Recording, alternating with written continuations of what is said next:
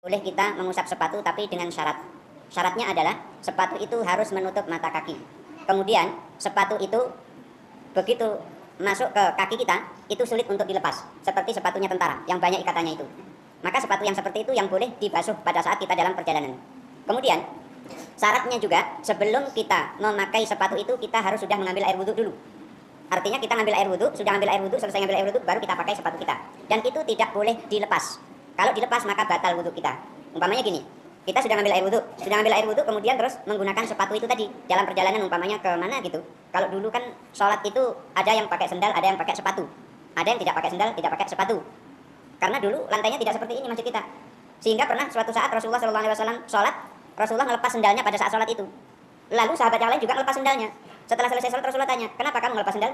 Karena melihat Rasulullah melepas sendal. Rasulullah sampaikan sendalnya dilepas karena sendalnya ada najis, maka dilepas. Maka artinya sendal yang tidak ada najis ya nggak usah dilepas. Rasulullah melepaskannya lantaran ada najis. Rasulullah terasa injak najis pada saat itu.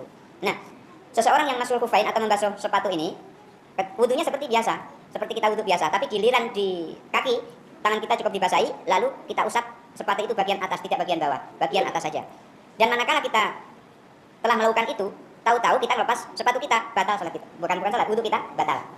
Seperti itu. Tapi dengan syarat sebelum kita berwudhu dan masul kufain, kita sudah wudhu dulu, lalu kita memakai sepatu setelah wudhu. Jadi gini urutannya, kita sudah berwudhu pakai sepatu. Begitu kita batal, wudhu lagi, tapi nggak usah buka sepatu, cukup diusap sepatu. Tapi itu untuk dulu, kalau sekarang sudah susah seperti itu. Sudah jarang yang seperti itu, karena ketika kita sholat, tempat kita sudah bagus seperti ini, dan tempat kita bersih seperti ini. Kalau nanti ada masuk dalam masjid sepatu, ya akan ngotori masjid malahan, kan seperti itu. Ini dalam kategori digunakan oleh para tentara yang ikut berperang atau seorang musafir yang berjalan kaki. Kalau sekarang musafir kita ini jarang yang jalan kaki, lebih banyak naik pesawat daripada jalan kaki. Jadi yang masul kufain itu hampir sudah tidak ada lagi yang seperti itu. Sama dengan sholat khauf.